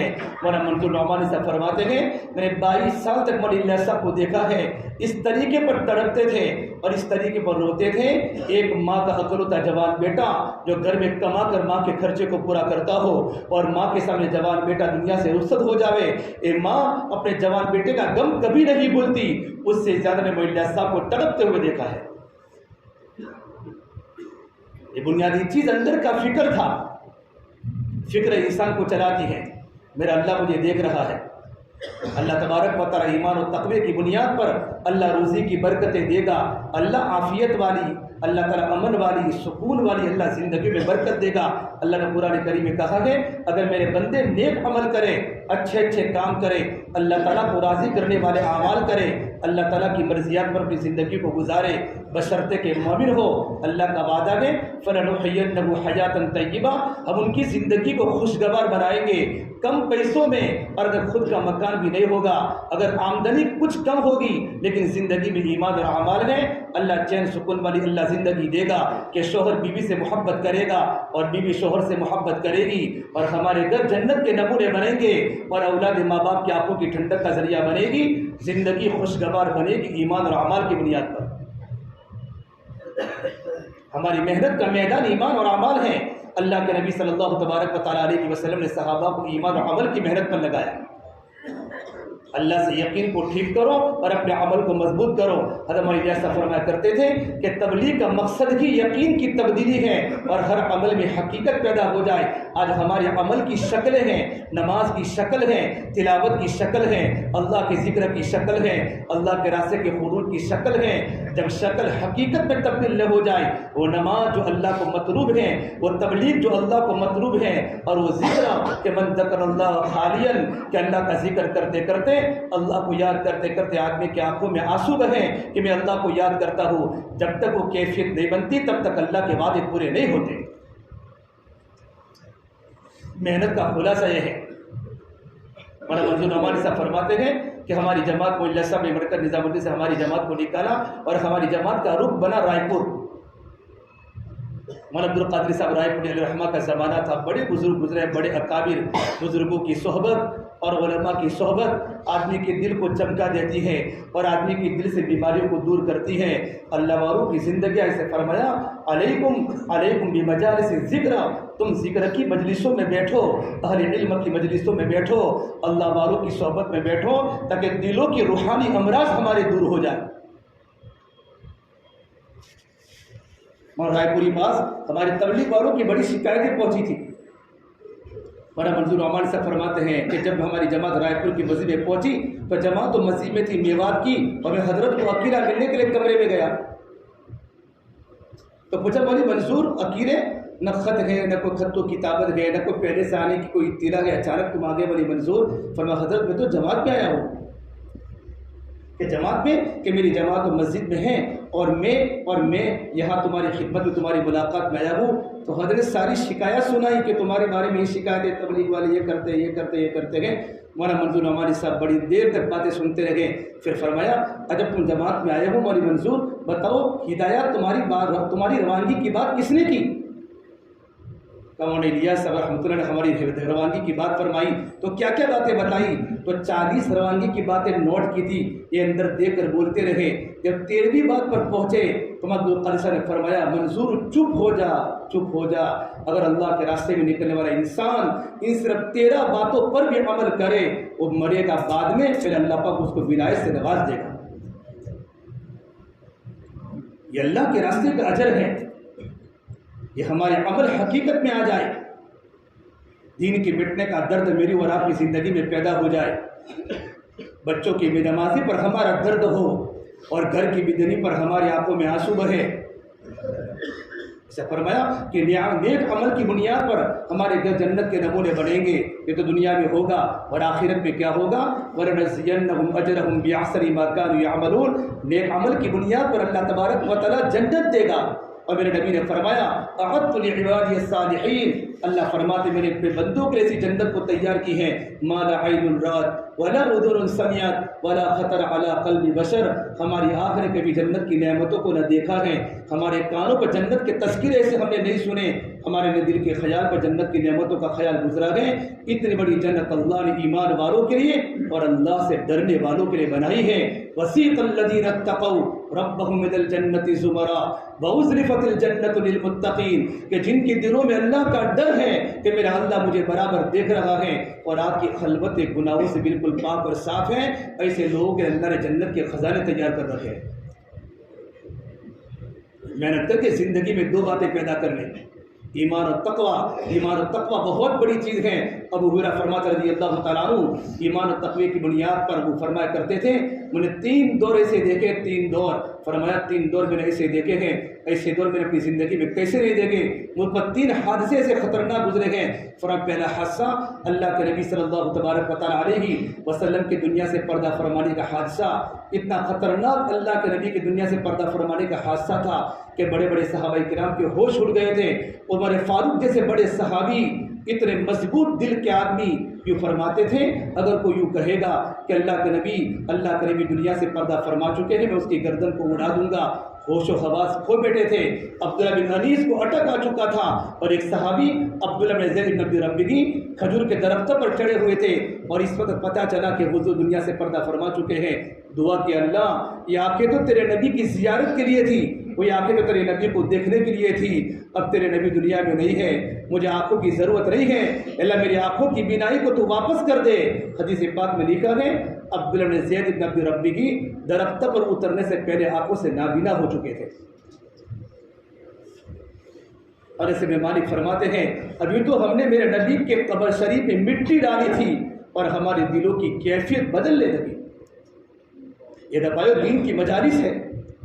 ابو ہریرہ فرماتے ہیں اللہ کے نبی ہم آپ کی مجلس میں ہوتے ہیں، ہمارے دل کی کیفیت بدل جاتی ہے، ہم آپ کے پاس بیٹھتے ہیں، آخرت کی فکر ہمارے سامنے سوار ہو جاتی ہے، جنت جہنم ہمارے سامنے سوار ہو جاتی ہے۔ لیکن یا رسول اللہ ہم گھروں پر جاتے ہیں، ہمارے گھر کی کیفیت بدل کر یہ ہو جاتی ہے جو صحابہ میں ہے، دنیا کی محبت دلوں میں آ جاتی ہے اور بیوی بچوں میں مشغول ہو جاتے ہیں۔ تو میرے نبی نے فرمایا ابو ہریرہ اگر وہ کیفیت جو میرے پاس بنتی ہے اگر وہ کیفیت اگر ہمیشہ رہے تو فرشتے تمہارے گھروں پر آ کر تم سے مصافحہ کریں۔ ایمانی مذاکرے ہیں کہ آدمی ایمانی مذاکروں میں بیٹھے، دینی مجلسوں میں بیٹھے۔ پھر کا دوسرا حادثہ فرمایا کہ تو اللہ کے نبی کی دنیا سے پردہ فرمانے کا حادثہ، پھر دوسرا عثمان ذی النورین کے انتقال کا حادثہ، اور میرا توشادان گم ہونے کا حادثہ۔ تو ان کے شاگردوں نے پوچھا ابو ہریرہ کون سا توشادان؟ ایک مرتبہ اللہ کے نبی صلی اللہ تبارک و تعالی سے مجھے پوچھا، ابو ہریرہ تمہارے پاس کچھ کھجوریں ہیں؟ کہا کہ میرے پاس کچھ کھجوریں ہیں، میں اپنے تھیلے کو لے کر آیا، کچھ کھجوریں تھی تو آپ نے کہا کھجوریں لاؤ، تو میں کچھ کھجوریں اللہ کے نبی کے سامنے حاضر فرمائی۔ پھر آپ نے کہا 10 صحابہ کرام کو بلاؤ، 10 نے ان کھجوروں کو کھایا، پھر کہا 10 کو بلاؤ، پھر 10 نے کھجوروں کو کھایا، یہاں تک کہ پوری جماعت پورے لشکر نے کھجوروں کو کھایا، لیکن کھجوریں ویسی کی ویسی باقی رہی۔ پھر آپ نے کہا ابو ہریرہ یہ کھجوریں تمہارے تھیلے میں دوبارہ ڈال دو، جب بھی تمہیں کھجور کھانے کا ارادہ ہو نا تو کبھی تھیلے کو الٹا مت کرنا بلکہ تم ہاتھ سے کھجور نکال کر کھانا۔ ابو ہریرہ فرماتے اللہ کی قسم اللہ جانتا ہے، اللہ کے نبی صلی اللہ تبارک و تعالی علیہ وسلم کے زمانے تک میں کھجوریں کھاتا رہا، لوگوں کو کھلاتے رہا، یہاں تک کہ نبی دنیا سے پردہ فرما گئے۔ صدیق اکبر کا زمانہ آیا، میں کھجوریں کھاتا رہا، لوگوں کو کھلاتا رہا، یہاں تک کہ صدیق اکبر دنیا سے رخصت ہو چکے۔ حضرت عمر فاروق کا 10 سالہ خلافت کا زمانہ آیا، میں کھجوریں کھاتا رہا اور کھجوریں کھلاتا رہا، لیکن میرا توشادان بالکل باقی رہا۔ جہاں تک عثمان ذی النورین کا 12 سال خلافت کا زمانہ آیا، جب ان کو شہید کیا گیا، اس وقت میرا توشادان میری تھیلی گم ہو گئی۔ لوگوں نے پوچھا کتنی کھائی؟ کہ 1000 من کھجوریں کھائی۔ کتنی؟ 1000 من میں نے اتنے سالوں میں کھجوریں کھائی، لیکن کھجوری ویسے کی ویسی باقی رہ گئی، اور توشادان کی تھیلی گم ہو گئی۔ اللہ تبارک و تعالیٰ برکت دے گا ایمان و تقوی کی بنیاد پر۔ دکانوں کے بڑھانے سے برکتیں نہیں آتی، مشغولی بڑھتی ہے، مشغولی بڑھے گی، برکتیں نہیں آئے گی۔ کہ ایک دکان کی جگہ پر دوسری دکان کھولنے سے برکتیں نہیں بڑھتی۔ اللہ مقدر کی روزی تو اللہ ہر ایک کو دے گا، ایمان والے کو بھی دے گا، بے ایمان والے کو بھی دے گا، لیکن برکت والی عافیت والی روزی اللہ تعالیٰ ایمان و تقوی کی بنیاد پر دے گا۔ زندگی میں ایمان و تقوی ہوگا، اللہ روزی میں برکتیں دے گا، سکون دے گا، چین سکون دے گا، اطمینان والی زندگی دے گا، جو اللہ نے صحابہ کرام کو عطا فرمائی تھی۔ حضرت علی کا مقولہ ہے اگر ہم دنیا کماتے تو دنیا کما کر ہماری زندگیاں لگ جاتی، اتنی دنیا اکٹھی نہ ہوتی جتنا اللہ کے نبی کی دین کی محنت پر اور ایمان و اعمال کی محنت پر اللہ نے اتنی دنیا دی کہ ہم دنیا کو گننے کے ہمارے پاس موقع نہیں ہے۔ دنیا تو ایمان اور عمل سے بنتی ہے، اور اللہ چین سکون والی دے گا۔ پھر اللہ نے قرآن کریم میں فرمایا میرے بندو اگر تم نے میرے دین کی محنت کو چھوڑ دیا اور میرے ذکر سے تم نے اعراض کیا، ذکر بولتے ہیں اطاعت کو، کل مطیع ذاکر، ہر اللہ کی اطاعت کرنے والا، ہر اللہ کے نبی کی اطاعت کرنے والا ذاکر ہوتا ہے۔ اگر تم نے اللہ کی اطاعت کو چھوڑ دیا، منمانی زندگی گزاری، ربانی زندگی نہیں گزاری، خواہشات کو جنم لیا اور خواہشات کے مطابق دنیا کے پیچھے کودتے رہے، اللہ کی نافرمانی کرتے رہے، تو میرے اللہ نے فرمایا میں تمہاری زندگیوں کو تنگ بنا دوں گا۔ فَإِنَّ لَهُ مَعِيشَةً ضَنْكًا، زندگیاں تمہاری تنگ ہو جائے گی۔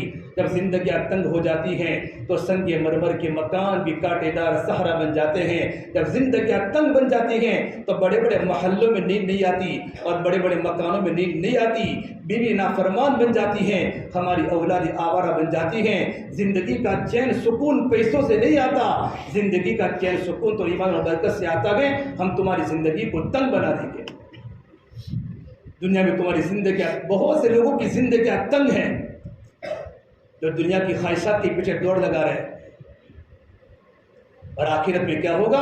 وَنَحْشُرُهُ يَوْمَ الْقِيَامَةِ أَعْمَىٰ، ہم ان کو آخرت میں اندھا اٹھائیں گے تو اللہ تعالیٰ کے سامنے کہے گا رَبِّ لِمَ حَشَرْتَنِي أَعْمَىٰ وَقَدْ كُنْتُ بَصِيرًا، یہ پروردگار عالم میں تو دنیا میں دیکھنے والا تھا، میرا دل بھی دیکھتا تھا، میری آنکھیں بھی دیکھتی تھی، آج مجھے تو نے اندھا کیوں اٹھایا؟ تو اللہ فرمائے گا قَالَ كَذَٰلِكَ أَتَتْكَ آيَاتُنَا فَنَسِيتَهَا وَكَذَٰلِكَ الْيَوْمَ تُنسَىٰ، یہ میرے بندے ایسے ہی جیسے تو نے دنیا میں مجھے بلا دیا، آج تجھے بھی بلا دیا جائے گا۔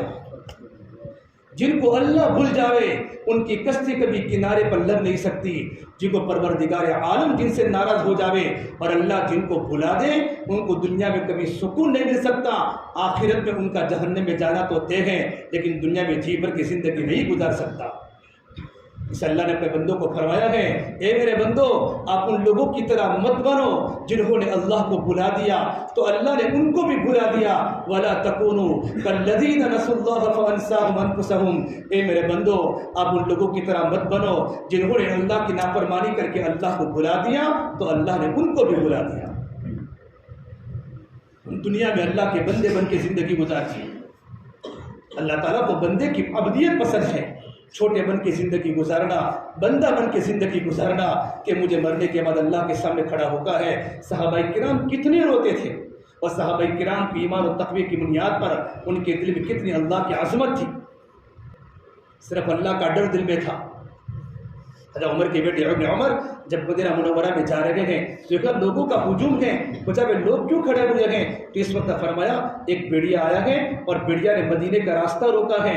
حضرت عمر کے بیٹے نزل من دابتہ اپنی سواری سے نیچے اترے اور بھیڑیے کے کان کو پکڑ کے کہا کہ تیرا کام تو لوگوں کو پھاڑنا ہے، تیرا کام لوگوں کے راستے کو روکنا نہیں ہے، تو راستہ روک کے کیوں کھڑا ہے؟ یہاں سے چلا جا۔ یوں کر کے کان کو مروڑا گئے۔ ٹائیگر اور بھیڑیا وہاں سے بھاگتا بھاگتا وہاں سے دوڑتا وہاں سے نکل چکا۔ پھر ابن عمر نے کیا فرمایا؟ لوگوں نسبت اپنی طرف نہیں کی کہ میرے تقوی کی بنیاد پر یہ انسان ایک ٹائیگر بھاگا ہے اور یہ بھیڑیا یہاں سے نکلا ہے۔ پھر فرمایا ابن آدم پر وہ چیز مسلط ہوتی ہے، ابن آدم کے دل میں جس چیز کا یقین ہوتا ہے۔ اگر ابن آدم کے دل میں صرف اللہ کا ڈر ہوگا تو دنیا کی ہر چیز ابن آدم سے ڈرے گی، اور ابن آدم کے دل میں جس چیز کا یقین ہوگا ابن آدم اسی کا تأصل لے گا، اسی کا اصل لے گا۔ اللہ کا ڈر ہمارے دل میں پیدا ہو جائے، اور جب اللہ کا ڈر زندگی میں پیدا ہو جاتا ہے تو ہمارے عمل صحیح بن جاتے ہیں، زندگی احتیاط کے ساتھ گزرتی ہے۔ حضرت عمر فاروق بہت بڑے صحابی ہیں۔ ایک صحابی فرماتے ہیں میں نے امیر المومنین حضرت عمر فاروق کو دیکھا کہ ظہر کی نماز کے بعد میں وہاں سے ان کے گھر کے آگے سے نکلا تو گھر کے باہر بیٹھے ہیں، امیر المومنین ہیں، گھر کے باہر بیٹھے ہیں، اور تھوڑی دیر کے بعد بھی واپس آیا تو گھر کے باہر بیٹھے ہیں۔ کہ امیر المومنین آپ گھر کے باہر کیوں بیٹھے ہیں؟ گرمی خطرناک ہے، لوگ پسینوں سے شرابور ہیں، آپ باہر کیوں بیٹھے ہیں؟ کہا آج میرے گھر میں اللہ کے نبی صلی اللہ تبارک و تعالیٰ علیہ وسلم کی پیاری بیٹی، اللہ کے نبی کی پیاری بیوی حضرت حفصہ جو میری بیٹی کے وہ گھر پر آئی ہوئی ہے، لیکن اس کی ماں گھر پر موجود نہیں ہے۔ میں نہیں چاہتا کہ میں اور میری بیٹی جوان اکیلے دونوں گھر میں ساتھ میں رہے۔ تقوی انسان کو احتیاط سکھاتا ہے، زندگی گزارنے کا طریقہ سکھاتا ہے۔ جو عمر فاروق جب مدینہ منورہ میں قحط پڑا ہے، اور اتنا قحط پڑا مدینہ منورہ میں کہ جب بارشیں بند ہو چکی اور بارشوں کا سلسلہ ختم ہو چکا، لوگ جانوروں کو کھانے لگے، حضرت عمر فاروق اس وقت میرے پاس مدینہ منورہ والے پریشان ہیں۔ ایک صحابی تھے خالد بن حارث مزینی، ایک قبیلے مزینہ ایک دیہات میں رہتا تھا، اس قبیلے کے ایک صحابی تھے، اور آپ کو سوئے تو اللہ کے نبی خواب میں آئے، اور خواب میں آ کر فرمایا عمر کو جا کر کہہ دو تمہیں کیا ہو گیا ہے؟ عمر تم تو بڑے عقل مند تھے، ہر کام کو بڑا سوچ کے ساتھ کرتے تھے، آج تم سے غلطی کیوں ہوئی؟ خالد بن حارث المزنی جب اٹھے ہیں، اس وقت ان کی آنکھوں میں آنسو تھے، تو ان کی بیوی نے فرمایا اپنے گھر میں بہت کھانے کا فاقہ ہے، ایک بکری ہے، بکری کو ذبح کر دو۔ کہ بکری ذبح کرنے کے قابل نہیں ہے، تو صحابہ میں ہے کہ بکری کو ذبح کرنا، یہ بکری کی بالکل بکری تو دبلی ہے، کمزور ہے، کچھ دکھتا نہیں، ذبح کریں گے تو کیا ملے گا؟ لیکن بچوں کی بھوک نہیں دیکھی گئی۔ جب بکری کو ذبح کیا گیا ہے، صرف بکری میں سور کا ہڈی تھی، ایک خون کا قطرہ بھی بکری میں موجود نہیں تھا، گوشت تو الگ چیز ہے۔ ہائے کرتے جب مدینہ منورہ پہنچے ہیں، حضرت عمر فاروق کے گھر کا دروازہ کھٹکھٹا، کہاں اللہ کے نبی کا قاصد آیا ہے آپ کے گھر پر؟ کہ اللہ کے نبی کا قاصد اس زمانے میں؟ کہاں مجھے حضور خواب میں آ کر فرما عمر کو پوچھو عمر تمہیں کیا ہو گیا ہے؟ حضرت عمر فاروق کو فوراً دل میں اللہ کا ڈر پیدا ہو گیا، مجھ سے کہیں چوک ہوئی ہے، حالانکہ میں ہر کام مشورے سے کرتا ہوں، میں نے آج تک کوئی کام بغیر مشورے کے نہیں کیا، اور میں عمل کی اچھی شکل نکال کے میں کام کرتا ہوں۔ آج کیا ہو چکا؟ پورے مدینہ منورہ کے صحابہ کو جمع کیا، الصلاۃ جامعہ، تمام مدینے کے پرانے صحابہ اور تابعین جب جمع ہوئے ہیں کہ فرمایا یہ خالد مزنی کیا کہہ رہے ہیں میرے بارے میں؟ خالد دیکھا مجھے حضور خواب میں آئے ہیں، اور خواب میں آ کر یہ فرمایا عمر کو جا کر کہہ دو تمہیں کیا ہو چکا ہے، تو بتاؤ مجھ سے کون سی خطا سرزد ہوئی ہے؟ جس آدمی کے دل میں اللہ کا ڈر ہوتا ہے وہ آدمی کبھی اپنے آپ کو متقی نہیں سمجھتا۔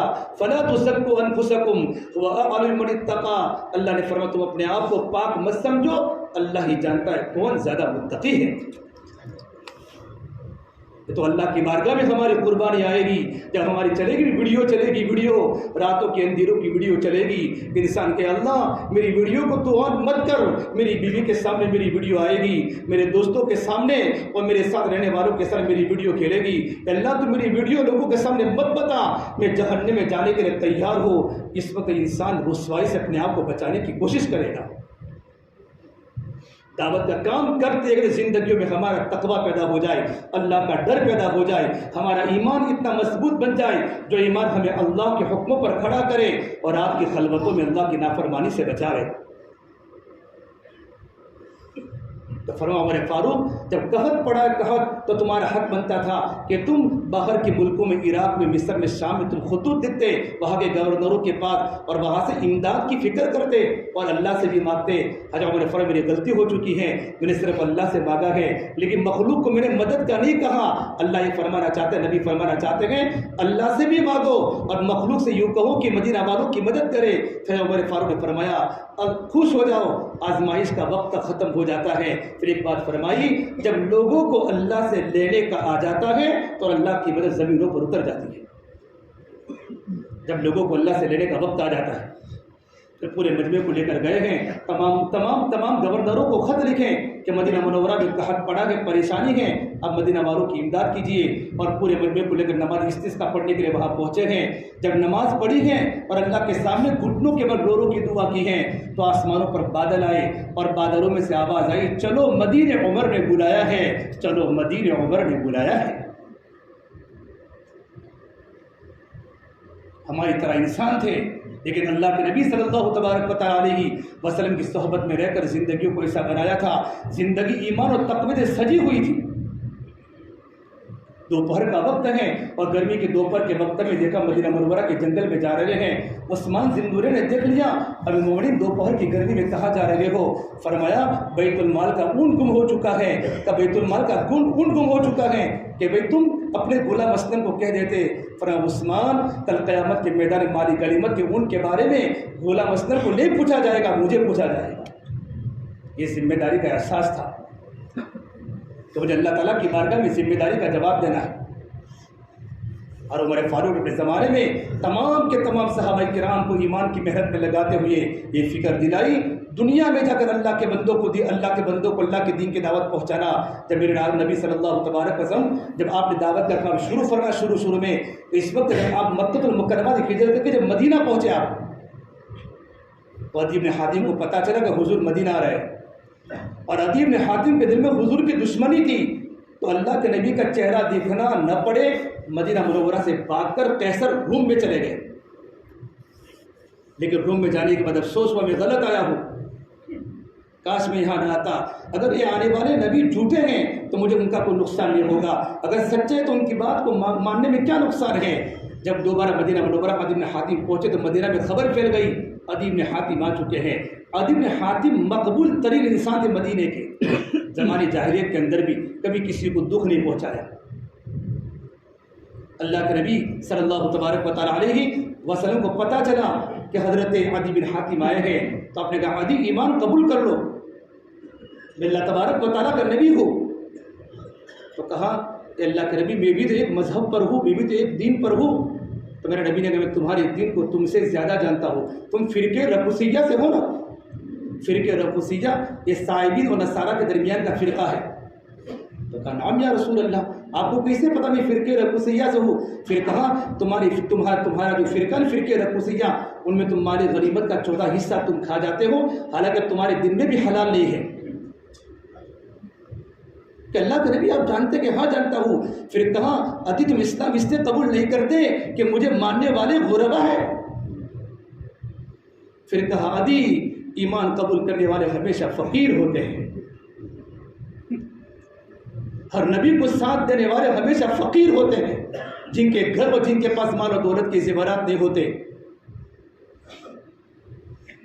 حضرت عمر فاروق کے پاس مکہ المکرمہ کے بڑے بڑے چودھری بیٹے ہیں، حارث بن ہشام، سہیل بن عمر اور ابو جہل کے بیٹے اکرمہ بن ابو جہل، یہ بیٹھے ہوئے تھے اور وہ بیٹھے ہوئے تھے اور تھوڑی دیر کے بعد مہاجرین اولین آنا شروع ہوئے، حضرت بلال، حضرت عمار، حضرت یاسر وہ آنا شروع ہوئے، حضرت سہیب رومی، حضرت عمار، حضرت بلال، سلمان وغیرہ۔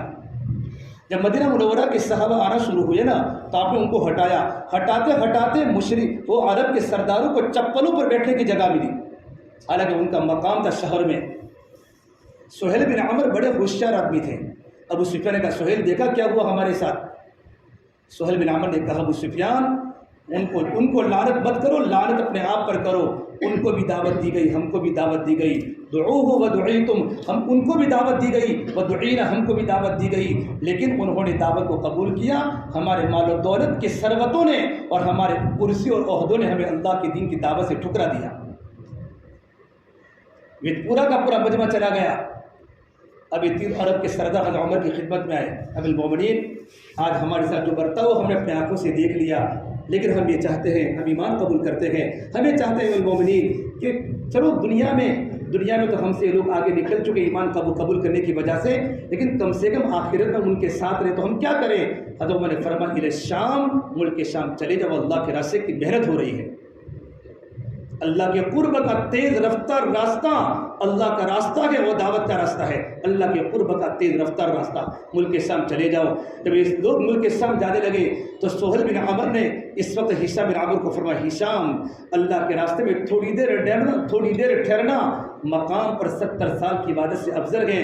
جب ابو جہل کے بھائی حارث بن ہشام مکہ المکرمہ میں محبوب تھے لوگوں میں، ابو جہل کے بھائی حارث بن ہشام جب مکہ المکرمہ چھوڑ کے جانے لگے تو مکہ کے دودھ پیتے بچوں کے علاوہ مکہ کے مرد، مکہ کی عورتیں، مکہ کے بوڑھے اور مکہ کی بوڑھی عورتیں ان کو چھوڑنے کے لیے مکہ میں بدھا پر جمع ہو گئے، حولہ یبکون، ان کے ارد گرد پورا کا پورا مجمع چیخے مار کر رونے لگا۔ تو حارث ہشام نے تقریر فرمایا تم کیوں روتے ہو؟ تم مت رو، میں اس لیے ملک شام نہیں جا رہا ہوں کہ ملک شام مجھے مکہ سے زیادہ پیارا ہے، نہیں، مجھے مکہ تو بہت پیارا ہے، میں ملک شام اس لیے جا رہا ہوں کہ غریب کا جو مکہ کا مجمع تھا ان کو دعوت دی گئی، انہوں نے دعوت کو قبول کر دیا، لیکن ہماری چودراہٹ نے اور ہمارے پیسوں نے، مال و دولت کے انباروں نے ہمیں اللہ کے دین کی دعوت سے روک دیا۔ آج ہماری آنکھ کھلی ہے، پھر فرما آج ہمارا یہ حال ہے کہ اللہ کی قسم ہم مکہ کے پہاڑوں کے برابر بھی سونا اللہ کے راستے میں خرچ کر دے تب بھی ہم ان کے ایک دن کے برابر ثواب کو نہیں پا سکتے۔ حارث بن ہشام اللہ کے راستے میں گئے، وہاں جا کے شہید ہو گئے۔ حضرت خالد بن ولید وہاں جماعت چلا رہے تھے، ابو جہل کی بڑی اقربا نے کہا خالد بن ولید اب تو مجھے چھوڑو، میں اللہ کے راستے میں شہید ہونا چاہتا ہوں۔ کہ نہ اقرما مجھے تمہاری ضرورت ہے، اپنے تیر کو پھاڑ دیا اور پھر فرمایا میں اللہ کے راستے میں قبول ہوتا ہوں، اور اقرما نے اپنی جان اللہ کے راستے میں کھپائی ہے ملک شام میں۔ میرے نبی نے فرمایا تم اس دین کی محنت سے ایمان قبول کرنے سے ہٹتے ہو۔ عدی بن حاتم کہ مجھے ماننے والے غریب ہیں۔ عدی تم نے ہیرا شہر دیکھا ہے؟ کہ حضور ہیرا شہر تو نہیں دیکھا، لیکن ہیرا کا نام سنا ہے، بڑا مشہور کیپٹل ہے ہیرا۔ کہا ہیرا سے ایک لڑکی نکلے گی، یہ دین کی برکت کے قبول کے کرنے کے بعد اتنا دنیا میں امن و امان کا ماحول ہوگا۔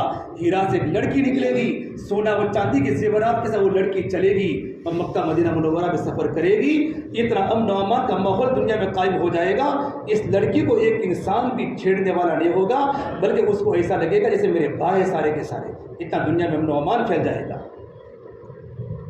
دوسری بات فرمائی عدی تم کسریٰ بن ہرمز کو جانتے ہو؟ ایک دم کھڑے ہو، اللہ کسریٰ بن ہرمز وہ تو بہت بڑا بادشاہ ہے کہ اس کی حکومت ٹوٹے گی، کہ کیا بات کرتے ہو کہ اس کی حکومت ٹوٹے گی اور اس کو حکومت کے توڑنے کے اندر تو بھی شامل ہوگا۔ نبی کی خبر کو، نبی کے اعتماد پر یقین ماننے کا نام ایمان ہے۔ عدی بن حاتم فرماتے ہیں اللہ کی قسم مجھے سب پتہ ہے، ہیرا شہر کو بھی میں نے دیکھا، اللہ نے ہیرا کو فتح کیا۔ حضرت عمر کے زمانے میں صحابہ کی جماعت جب ایران میں داخل ہوئی ہے اور کسریٰ ٹوٹا ہے اور کسریٰ کے مال غنیمت کے خزانے جب مدینہ منورہ پہنچے ہیں، ایک صحابی کے پیروں میں کسریٰ کا تاج آیا تو پوچھا ارے دیکھ تیرے پیروں میں کیا ہے؟ اس نے کہا اس خدا کو پہچان، اس خدا نے بادشاہ کے سر سے تاج کو نکال کر ہمارے پیروں میں رگڑایا ہے، اس خدا کی طاقت کو پہچان۔ فرمایا ایک اللہ کی ذات سے امید ہے کہ میرے نبی میرا ہاتھ پکڑ کے مجھے جنت میں ضرور داخل کریں گے۔ یہ دعوت کا کام اللہ نے دیا ہے، بڑا پر اثر کام ہے، لیکن دنیا کی محبتوں نے اور دنیا کی غفلتوں نے ہمیں اللہ کے دین کی محنت سے پیچھے ہٹایا ہے۔ ابو ہریرہ فرماتے ہیں ہمیں اللہ کے نبی صلی اللہ تبارک و تعالیٰ علیہ وسلم کی صحبت میں رہ کر ایمان کو سیکھا اور ایمان بنانے کی پھر زندگیاں کھپائی اور اللہ کے نبی نے ہم کو ملکوں کے سفر کرائے، یہاں جاؤ یہاں جاؤ یہاں جاؤ، اور صحابہ کی جماعت اللہ کے راستے میں کھپی۔ کتنی جماعتیں دنیا میں کام کر رہی ہیں اور اپنے ایمان کو تازہ کر رہی ہیں۔ یہ قربانی اللہ کی بارگاہ میں میرے بھائی رنگ لائے گی، یہ قربانی ضائع نہیں ہوگی۔ ابو ہریرہ فرماتے ہیں اگر ایک انسان اور اگر اللہ اس کو دنیا سے وفات پانے تک اللہ اس کو زندگی جتنی بھی دے، سارا دین اگر وہ روزہ رکھے اور ساری رات موت تک وہ اللہ کی عبادت کرے، ایسا ہو نہیں سکتا، لیکن تب بھی کوئی کرے تب بھی اللہ کے راستے کا سونا اس سے بڑھ جائے گا۔ اللہ کے راستے کی ایک صبح، اللہ کے راستے کی ایک شام دنیا مافیہ سے بہتر ہے۔ کیا مطلب؟ اگر ایک انسان ساری دنیا کی چیزوں کو اللہ کے راستے میں خرچ کر دے تب بھی اللہ کے راستے کی صبح کے برابر نہیں آ سکتا۔ عبدالرحمن بن عوف کتنے بڑے صحابی ہیں، کتنے بڑے صحابی۔ میرے نبی نے فرمایا عبدالرحمن تو رحمان کے تاجر ہیں، وہ ٹاپ 10 صحابہ کرام میں ہیں جن کو اللہ کے نبی صلی اللہ تبارک وسلم نے ایک ہی بیٹھک میں جنت کی بشارت سنائی۔ عبدالرحمن کو مالدار صحابی، بڑے کاروبار والے، بڑی دکانوں والے، ایک بھی اللہ کا دین کا تقاضا دنیا کی بنیاد پر نہیں چھوٹا ہے، نہیں چھوٹا، بلکہ اللہ کے نبی کی دنیا سے پردہ فرمانے کے بعد مدینہ منورہ میں مال آیا، مدینہ منورہ میں شور ہوا۔ حضرت عائشہ کو پتہ چلا مدینہ منورہ میں شور ہو رہا ہے تو خادم کو پوچھا ارے مدینہ منورہ میں جا کر دیکھو کسی نے مدینہ پر چڑھائی تو نہیں کی؟ تو خادم نے آ کر دیکھا تو عبدالرحمن بن عوف کا مال آیا ہوا ہے۔ پہلا اونٹ مدینے کے بازار میں ہے اور آخری اونٹ مصر کے بازار میں ہے، اور سارے کے سارے اونٹ گلوں سے لدے ہوئے، وہاں لوگ کھڑے ہیں، ان کی آواز ہو رہی ہے، تاجر بھی ہے، غریب بھی ہے۔ عائشہ نے خادم کو جا کر فرمایا عبدالرحمن کو جا کر کہہ دو اتنا سارا مال ہوتے ہوئے جنت میں کیسے جاؤں گے؟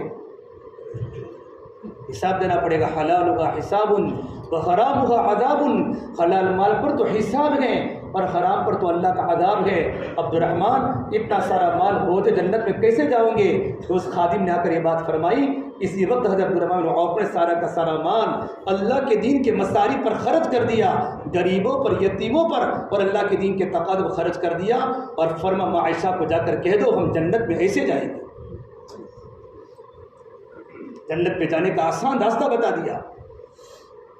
مالدار صحابہ کرام کی ترتیب تھی اور غریب صحابہ کرام کی ترتیب تھی کہ مالدار صحابہ کرام کا کوئی مال اللہ کے دین کے راستے میں رکاوٹ نہیں بنا، اور غریب صحابہ کرام کی ترتیب تھی مالدار صحابہ کمانے میں حلال کو دیکھتے تھے، خرچ کرنے میں حلال مقامات کو دیکھتے تھے، اپنی ذات پر کم خرچ کرتے تھے، اللہ کے بندوں پر، اللہ کے دین کے مسائل پر زیادہ خرچ کرتے تھے۔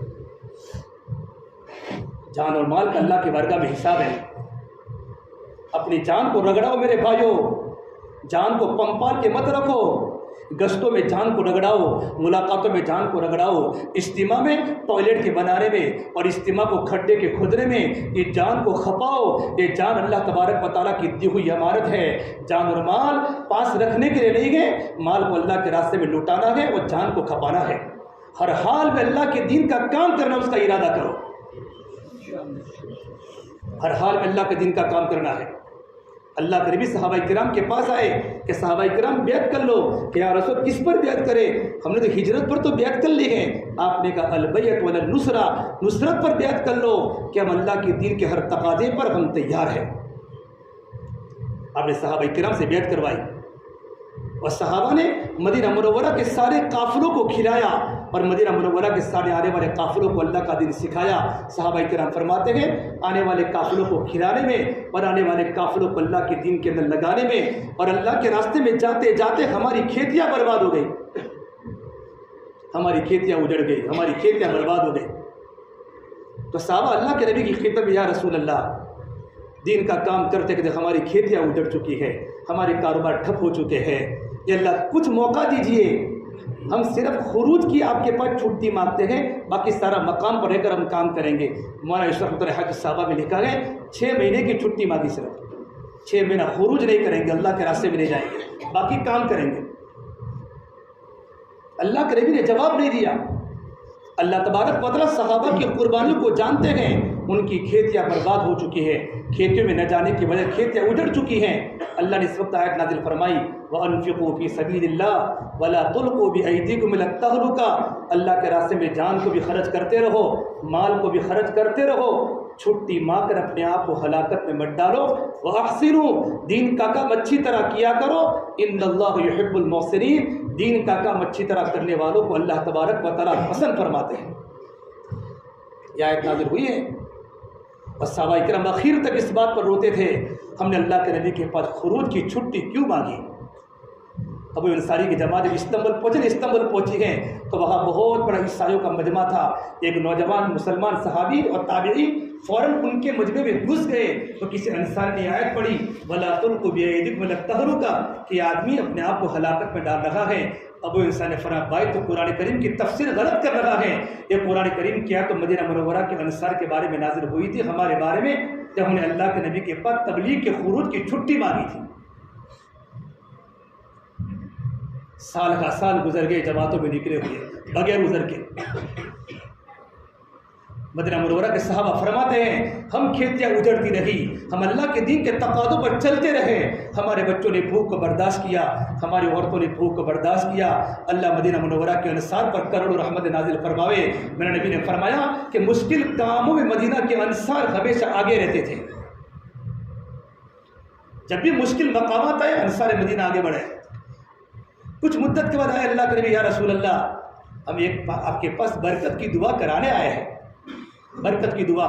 جیسے اللہ کے نبی نے صحابہ کرام کو دیکھا رات کو کہ بڑے بڑے صحابہ کرام میرے پاس آ رہے ہیں تو آپ ان کو دیکھ کر خوش ہو گئے اور آپ کا چہرہ 14ویں کے چاند کی طرح چمکنے لگا۔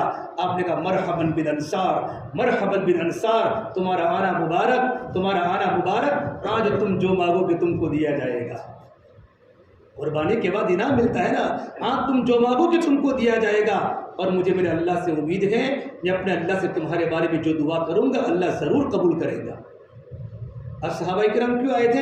روزی میں برکت کی دعا کرانے کے لیے۔ ان کا مشورہ بدل گیا کہ آج تو ہر بات پوری ہونے والی ہے، ہر بات پوری ہونے والی ہے، ہر دعا قبول ہونے والی ہے۔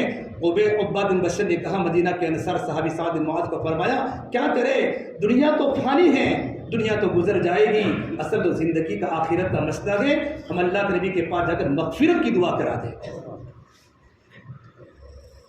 یا رسول ہماری مغفرت کی دعا کیجئے۔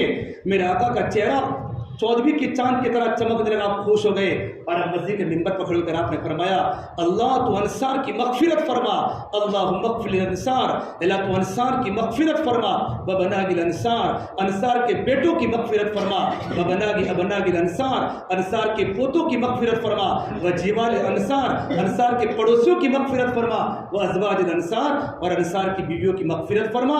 اور ایک روایت میں جملہ ہے جو انصار والا کام کرے ان کی بھی مغفرت فرما۔ نسلوں کو چمکا کے صحابہ کرام چلے گئے، سامنے آخرت کا منظر تھا کہ دنیا تو فانی ہے۔ پھر میرے نبی نے فرمایا صحابہ کرام آ جاؤ، بیعت کرنی ہے کہ اللہ قریب بیعت تو ہو چکی ہے، ہجرت پر بھی بیعت ہو چکی اور نصرت پر بھی بیعت ہو چکی۔ آپ نے کہا البیعۃ عند الموت، موت پر بیعت کرنی ہے کہ جب تک دنیا میں اللہ نے جان دی ہے یہ جان ہماری نہیں ہے، جان تمہاری مشورے سے دنیا کے کونوں میں لگے گی اور اللہ کے دین کو دنیا کے کونوں کونے میں چمکانا ہے۔ صحابہ نے میرے نبی کے ہاتھ پر بیعت لی اور صحابہ نے اپنے وعدے کو پورا کیا۔ قرآن کریم اللہ نے صحابہ کے وعدے کی تعریف فرمائی، من المؤمنین رجال صدقوا ما عاهدوا الله علیہ فمنهم من قضى نحبه ومنهم من ينتظر وما بدلوا تبدیلا۔ وہ ایمان والے ایسے مرد ہیں جنہوں نے اللہ کے وعدے کو سچا کر کے دکھایا، اور کچھ لوگ تو اللہ کے وعدے کو پورا کرتے کرتے قبروں کے حوالے ہو گئے، شہید ہو گئے، اور کچھ منتظر ہیں کب اللہ کا حکم اور ہم بھی اللہ تبارک و تعالیٰ کی راہ میں اپنی جان کو لٹا دیں۔ ہر حال میں اللہ کا دین کا کام کرنا تو انشاءاللہ، ہر حال میں اللہ کے دین کا کام کرنا ہے، تنگی میں بھی کرنا ہے، بیماری میں کرنا ہے۔ حضرت محمد نے جماعتیں روانہ فرمائی، منشور نے جماعتیں روانہ فرمائی، کچھ جماعتیں تو نکل گئی اور کچھ جماعتیں مرکز میں ٹھہر گئی۔ کب منشی بشیر جماعتیں کیوں ٹھہر گئی ہیں؟ کہا جب بارش آ رہی ہے، فرم باہر جا کر دیکھو کیا لوگ کیا سڑکوں پر لوگ چلتے ہیں؟ کہا حضرت گاڑی والی بھی چل لگے ہیں، رکشہ والی بھی چل لگے، لوگ بھی پیدل چل لگے ہیں کہ ان کو دنیا والوں کو بارش دنیا سے نہیں روکتی ہے اور دینداروں کو بارش روک رہی ہے۔ نکلو مرکز سے، اگر تم بھگو گے تمہاری دعاؤں پر اللہ دنیا میں ہدایت کو پھیلائے گا۔ نکلو اللہ کے راستے میں۔ قاری بدرالدین صاحب ہمارے مرکز کے بڑے پرانے بزرگ گزرے ہیں، ایک جماعت کا مسئلہ آیا، وہ جماعت ان کو بھیا تم بھی اللہ کے راستے میں جاؤ، تو کچھ دن تو ٹھہرے ہوئے بیمار ہو گئے، اتنے بیمار ہو گئے۔ اب ساتھیوں نے دیکھا قاری بدرالدین بہت بیمار ہیں اور وہ تو اٹھتے بھی نہیں ہیں، بہت بخار ہے، تو رات کا وقت ہوا تو ان کو پکڑ کے مرکز میں لگا حضرت کے کمرے کے سامنے چھوڑ کے چلے گئے جماعت والے۔ جب مولانا صاحب جب تہجد کے وقت اٹھے تو اندھیرا تھا، تو ٹھوکر لگی کہ کون ہو؟ کہ بدرالدین۔ کہ کون سا بدرالدین؟ کہتا قاری بدرالدین۔ یہ قاری بدرالدین تو اللہ کے راستے میں جماعت میں گیا ہے۔ فرمایا یہی قاری بدرالدین ہوں کہ یہاں کیوں پڑا ہے؟ فرمایا ایسا کا جملہ حضرت ساتھوں نے مجھے رات کو یہاں چھوڑ دے، میں تو چلنے کی طاقت نہیں ہے۔ فرمایا تو یہاں کیوں پڑا ہے؟ کاش تو اللہ کے راستے میں پڑا رہتا اور وہی تیری موت آتی۔ اگر تو اللہ کے راستے میں مر جاتا، اللہ تیرے مرنے پر دنیا میں ہدایت کو پھیلا دیتا۔ حضرت مولانا صاحب فرمایا میں دو باتیں چاہتا ہوں، میں ایک بات یہ چاہتا ہوں ہماری جماعت قریہ در قریہ، اقلیم در اقلیم، گاؤں در گاؤں ہماری جماعت دیوانہ وار گھوم رہی ہو اور اللہ کے کلمے کو پھیلا رہی ہو۔ اور میں ایک بات یہ چاہتا ہوں ہر ساتھی کی تمنا اللہ کے راستے میں شہادت کی ہو،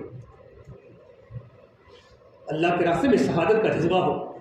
اللہ کے نبی صلی اللہ تبارک وسلم نے صحابہ کے مجمع کے دلوں سے دنیا کی محبت کو نکالا اور دنیا کی فکروں کو نکالا، اور آخرت کو اتنا بڑا کہ صحابہ کا مجمع اپنی آخرت کو بنانے کے لیے اور امت کی آخرت کو بنانے کے لیے صحابہ نے اپنے وطن کو چھوڑ دیے۔ اب قرآن کریم کی آیت پڑھی فَسَارِعُوا إِلَىٰ مَغْفِرَةٍ مِّن رَّبِّكُمْ وَجَنَّةٍ عَرْضُهَا السَّمَاوَاتُ وَالْأَرْضُ أُعِدَّتْ لِلْمُتَّقِينَ۔ دوڑو اپنے رب کی طرف اور ایسی مغفرت کی طرف اور ایسی جنت کی طرف جس کی چوڑائی آسمان و زمین کے برابر ہے، اور اللہ نے جنت کو تقوی والوں کے لیے اللہ نے تیار کی ہے۔ اللہ کے راستے میں نکلنے کی تشکیل کی آپ بہت ترغیب دیا کرتے تھے۔ خالد ولید کا بیان ہے جب اللہ کے نبی صلی اللہ تبارک وسلم جب اللہ کے راستے میں جانے کی ترغیب دیتے تھے تو صحابہ یوں کروٹیں بدلتے تھے، بیٹھے ہوئے اٹھ جاتے تھے، بیٹھے ہوئے، اور چھوٹے چھوٹے بچے اٹھ جائے آپ ان کو روکنا پڑتا تھا، رک جاؤ بیٹھ جاؤ شہادت کے لیے۔ ایسی پورے مدینے کی فضا بنی تھی کہ ہماری جان ہماری نہیں، مال ہمارا نہیں، جان وہاں لگے گا جہاں خدا کا حکم ہے، اللہ کے دین کے تقاضوں پر ہماری جانیں لگے گی اور ہمارا مال اللہ کے راستے میں لگے گا۔ آپ نے تشکیل فرمائی، تمام مدینے کے لوگ کھڑے ہو گئے۔ ایک صحابی حضرت اقربہ کونے میں بیٹھے ہوئے تھے، وہ خاموش ہو گئے۔ آپ نے اقربہ تمہیں جانا نہیں؟ خاموش ہو گئے۔ اقربہ فرماتے ہیں وہ مدینہ منورہ کی دیہات میں رہتے تھے، گھر پر ان کا چھوٹا سا بیٹا بشیر تھا، 8 سال کا۔ بیٹے کا بشیر اللہ کے راستے میں جانے کی تشکیل ہوئی ہے، ماں اپنے بیٹوں کو روانہ کر رہی ہے، بہن اپنے بھائیوں کو روانہ کر رہی ہے، اور ماں اپنے بیٹوں کو روانہ کر رہی ہے۔ بیٹا تیری ماں تو نہیں ہے، تیرے چچا بھی نہیں ہے، تو دیہات میں اکیلا ہے، مجھے اللہ کے راستے میں جانا ہے، بیٹا میں کیا کروں؟ اس وقت میرے پاس مدینے کے چھوٹے چھوٹے بچے، ان ماؤں نے اپنے بیٹوں کی تربیت کی تھی کہ پالنے والا رب العالمین ہے، کہ بیٹا ابا تم اللہ کے راستے میں چلے جاؤ، ہمارے گھروں پر کوئی نہیں ہے۔ یہ قرآن کریم میں اللہ نے منافقین کی بات فرمائی ہے۔ جب غزوہ تبوک کا موقع آیا، اب تشکیل فرمائی چلو اللہ کے راستے میں، تو منافقین اگر کہا اللہ کے نبی ہمارے گھر میں کوئی نہیں ہے، ہمارے گھر میں، تو آپ نے فرمایا وما هي بعورة ان يريدون الا فرارا، وہ اللہ کے راستے کی محنت سے بھاگنا چاہتے ہیں۔ جو اللہ کے راستے میں نکلتا ہے اس کے گھر میں اللہ ہوتا ہے۔ من خرج فی سبیل اللہ فهو ضامن علی اللہ، جو اللہ کے راستے میں نکلتا ہے اللہ اس کے ذمہ دار بن جاتے ہیں۔ من خرج فی سبیل اللہ یخلفہ فی اہلہ ومالہ، جو آدمی اللہ کے راستے میں نکلتا ہے اللہ اس کے گھر والوں کے پیچھے ہو جاتے ہیں اور اس کے کاروبار کے پیچھے ہو جاتے ہیں، اللہ پاک ذمہ دار بن جاتے ہیں۔ کوئی اللہ کے راستے میں جانے والا برباد نہیں ہوا۔ اقربہ فرماتے ہیں میں اپنے بیٹے بشیر کو ساتھ میں لیا، اونٹنی پر بٹھایا، اپنے بیٹے کو باتیں کرتے کرتے دین کی باتیں کرتے کرتے جب میں پہنچا، جب مدینہ منورہ کا آخری پوائنٹ آیا تو اپنے بیٹے کو اتارا، بیٹا میں اللہ کے راستے میں جا رہا ہوں۔ حضرت بشیر نے کہا ابا جان آپ کا جیسے کہ وقت پورا ہو جائے میں جلدی سے واپس آنا، میں مدینہ منورہ میں اکیلا ہوں۔ حضرت بشیر فرماتے ہیں کہ میں روزانہ اپنے ابا کے آنے کا انتظار کرتا، آج میرے ابا آئیں گے، آج میرے ابا آئیں گے۔ ایک بار میں نے دیکھا آپ صلی اللہ تبارک و تعالیٰ علیہ وسلم صحابہ کے مجمع کے ساتھ آ رہے ہیں، میں دوڑتا دوڑتا گیا اپنے ابا کی ملاقات میں، میرے ابا آ رہے ہیں، دیکھا مجھے میرے ابا نہیں دکھے تو میں نے اللہ کے نبی کے دونوں ہاتھوں کو پکڑ کر یا رسول اللہ این ابی این ابی، میرے ابو کہاں ہے، میرے ابو کہاں ہے؟ تو میرے نبی نے گردن جھکا لی۔ حضرت بشیر فرماتے ہیں لقد علمت ان ابی قد قد استشهد یا رسول اللہ، یہ اللہ کے مجھے یقین ہو چکا ہے میرے ابا دنیا سے رخصت ہو چکے ہیں، میرے ابا اپنی گردن کو کٹوا چکے ہیں، اپنے اللہ کے نبی کے ہاتھوں کو چھوڑ دیا اور ایک درخت کے نیچے بیٹھ کر اللہ کے سامنے یوں کہا، یہ اللہ میرے ابو بھی نہیں، میری امی بھی نہیں، من یطعمنی، کون مجھے کھانا کھلائے گا، من یسقینی، کون مجھے پانی پلائے گا۔ یہ جب بچہ رو رہا تھا صحابہ کرام بھی رو پڑے۔ اللہ کے نبی صلی اللہ تبارک و تعالیٰ علیہ وسلم نے اس طرح بشیر کے سر پر ہاتھ دے کر فرمایا، اما ترضا یا بشیر ان اباک محمد وان امک عائشہ، اے میرے بیٹے بشیر تو کیا اس بات پر راضی نہیں ہے کہ تیرے ابو محمد صلی اللہ علیہ وسلم ہو اور تیری ماں عائشہ صدیقہ کر رہا ہو۔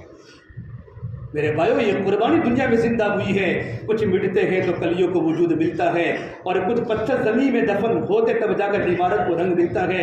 ایسے پورے عالم اسلام نہیں چمکا، وہ ہمارا اجتماع آیا ہے، ہمارا مجمع قربانی پر آوے۔ ہم اپنے حلقوں میں دیکھیں، اپنی مسجدوں میں دیکھیں کتنی جماعتیں بنی ہیں۔ میرے سال ہر سال گزر گئے اللہ کے راستے میں 4 مہینے لگائے ہوئے۔ بھائیو، یہ کام چالاکیوں کا نہیں ہے، یہ کام تو قربانیوں کا ہے، یہ کام جان بچانے کا نہیں ہے، یہ کام تو جان کھپانے کا ہے۔ صحابہ نے راہ خدا میں اپنی لاشیں بھی چلائی ہیں۔ ہم اللہ کے راستے میں نکلے میرے بھائیوں، اللہ کے راستے میں نکلوں گے، ہماری بیویاں روئے گی، ہمارے بچے گھروں میں روئیں گے۔ کون کن حالت میں اللہ کے راستے میں نکلتا ہے؟ لوگ قرضے لے کر اللہ کے راستے میں چلتے ہیں۔ کل قیامت کے میدان میں یأتون عندی یوم القیامت نورہم مثل نورہم الانبیاء، کل قیامت کے میدان اللہ تبارک و تعالی ہماری پیشانوں پر نبیوں کا نور دلوائے گا۔ مولانا عائشہ فرماتے تھے اللہ کے راستے میں جانے کے معنی ادنا عمل تو مغفرت ہے، باقی اللہ پاک اس کے درجات کو بلند کرتا ہے۔ اس سے میرے بھائیو، ہمارا پورا مجمع خاموشی کے ساتھ بیٹھا ہے، ہمارا پورا مجمع میرے بھائی ارادہ کرو انشاءاللہ کہ پورے مجمع کو اللہ کے راستے میں جانا ہے، اور ہر مسجد والے ساتھی کھڑے ہوئے اور ہر مسجد سے ہماری جماعت اللہ کے راستے میں نکلنے والے بنے میرے بھائیو، یہ اللہ نے موقع دیا ہے، یہ اجتماع ہے۔ یہ اجتماع کا اکرام کیا ہے؟ خالی اجتماع پنڈال میں لوگوں کا جمع ہو جانا اور بیان کو سننے اجتماع کا مطلب نہیں ہوتا۔ اجتماع کی برکت سے قربانی زندہ ہوتی ہے، اجتماع کی برکت سے اللہ کی رحمتیں متوجہ ہوتی ہیں۔ مولانا منظور رحمانی صاحب فرماتے تھے جب اجتماع ہوتا ہے تو ربانی لہریں چلتی ہیں، اللہ کی رحمتیں لوگوں کی دلوں پر اترتی ہیں، لوگ نرم ہو جاتے ہیں۔ اس طرح رمضان میں لوگ نرم ہو جاتے ہیں، پھر لوگ تشکیلوں کو قبول کر لیتے ہیں۔ میرے بھائیو، اتنا بڑا پنڈال ہمارا باندھا ہوا ہے، ہزاروں کا مجمع وہاں پہنچے گا، ہمارے بڑے وہاں آئیں گے، اس لیے میرے بھائی اس کے پہلے ہماری کوئی مسجد ایسی نہ ہو جہاں سے لوگ اللہ کے راستے میں نکلنے والے نہ بنے۔ اگر ابھی تک ہم نے ایک جماعت نہیں بنائی، ہمارا مجمع ارادہ کرے، اللہ تبارک و تعالی ہماری محنت کو نہیں دیکھتا، اللہ تعالیٰ ساتھیوں کے رونے کو دیکھتا ہے۔ اگر ہماری محنت ہوئی، اللہ تعالیٰ تو محنت کی نفی کرتا ہے، بندوں کو ہی اللہ کے راستے میں نکلتا ہے، لیکن محنت کرنے کی ذمہ داری اللہ نے میرے اور آپ پر ڈالی ہے۔ نکالے گا اللہ، لیکن نام اللہ اپنے بندوں کا لے گا۔ میرے بندے نے محنت کی ہے، میرے بندے نے محنت کی ہے، میرا بندہ میرے سامنے راتوں کو روجا ہے، امت کے لیے تڑپتا۔ میرے بھائیو، ساری خوشیاں اچھی نہیں ہوتی، کچھ غم بھی اچھے ہوتے ہیں، اور وہ نبوت والا غم ہے، وہ نبوت والا درد ہے جو اللہ نے ہمارے بڑوں کو دیا ہے۔ جب بھی دیکھو سفروں میں چلتے ہیں، آزار کے باوجود، گھٹنوں میں تکلیفوں کے باوجود اللہ کے راستے میں جنگلوں میں سفر کر رہے ہیں۔ بھائی آپ سے گزارش ہے، ہمارا سرکھیل کا اتنا بڑا اجتماع پنڈال کا ہے اور لاک ڈاؤن کا پہلا اجتماع ہو رہا ہے، ہماری مسجدوں کی مکمل جماعت چلے کی 4 مہینوں کی بنے ماشاءاللہ، اس میں پورا مجمع تیار ہے، سب ارادہ کر دوں انشاءاللہ۔ ہاں، ہمارا اجتماع میرے پاس جب تک ہے، ہمارا پورا مجمع محنت کر کے قربانی کو زندہ کر کے اپنے گھروں سے لوگوں کو اللہ کے راستے میں نکلنا ہے اور خود بھی نکلنا ہے۔ اب ماشاءاللہ پورا مجمع اطمینان سے بیٹھا رہے، کون کو جانے کے لیے تیار ہے، کہاں سے لوگ تیار ہے، کھڑے ہو کر اپنے ناموں کو پیش کرو۔ بھائی صاحب ہمت میرے ساتھ